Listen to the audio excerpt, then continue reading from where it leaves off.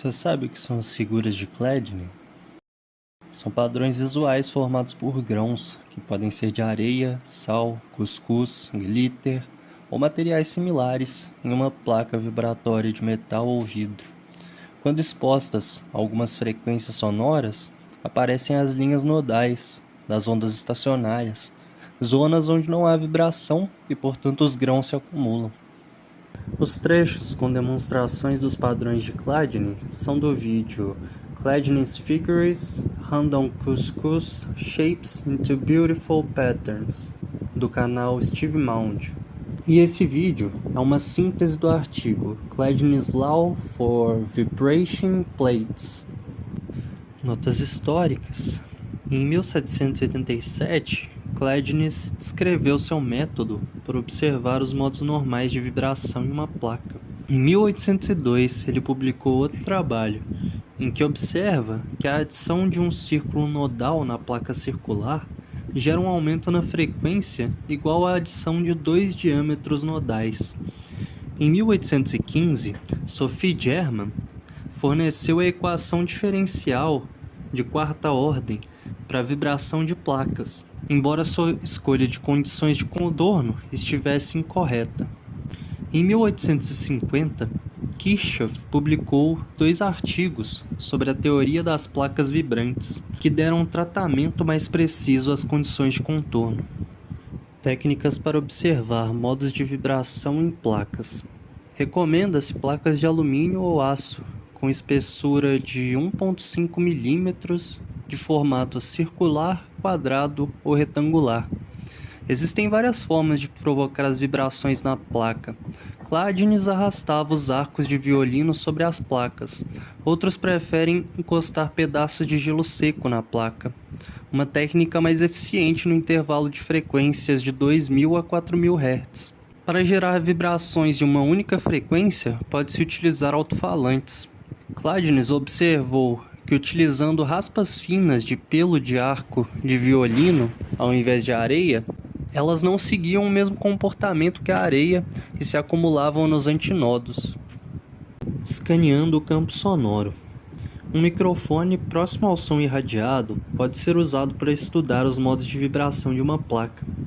A distância entre a placa e o microfone deve ser muito menor que o espaçamento das linhas nodais, que são observadas ao notar a mudança de fase no sinal quando um nó é atravessado.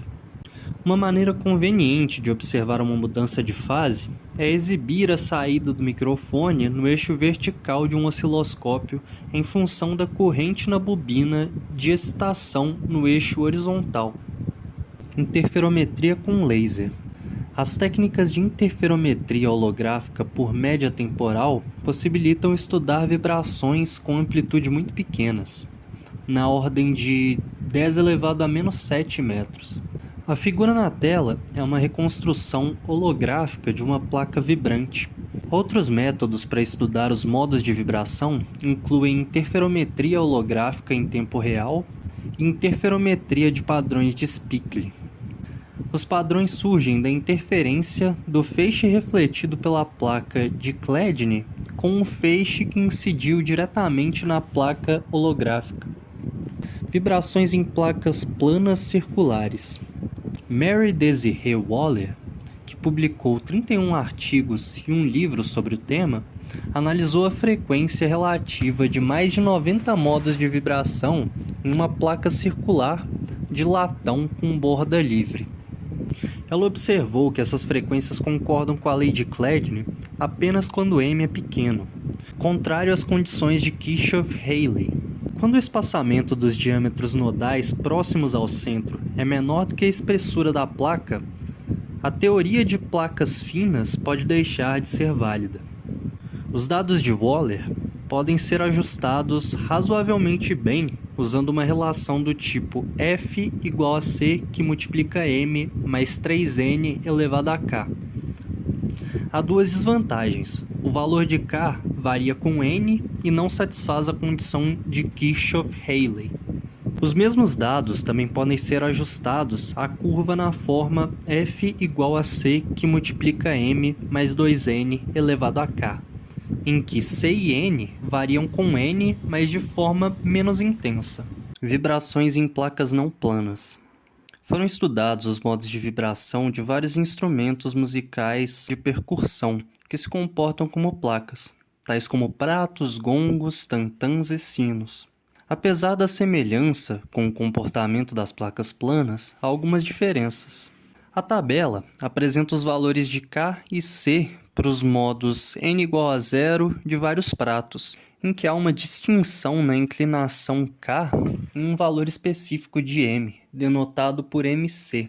Os maiores valores de K ocorrem quando o prato é grande e fino, se aproximando do comportamento de um prato plano. Os modos de vibração de sinos de igreja e pequenos sinos de mão também podem ser descritos em termos de modos de placa. As frequências dos modos no grupo N igual a zero, sem círculos nodais, diminuem de K1 para K2, da mesma forma que o grupo N igual a zero dos pratos. No caso de N igual a 1, a inclinação inicial K1 é negativa, ou seja, diminui com o aumento do número de meridianos nodais M. Conclusão: as frequências de vibração das placas circulares planas e não planas podem ser ajustadas para a expressão F igual a C, que multiplica M mais Bn elevado a K.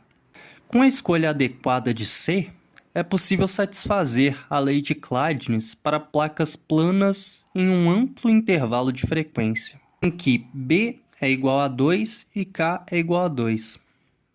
Placas não planas requerem valores de B e K ligeiramente diferentes de 2. Pratos e sinos apresentam comportamentos semelhantes para N igual a 0.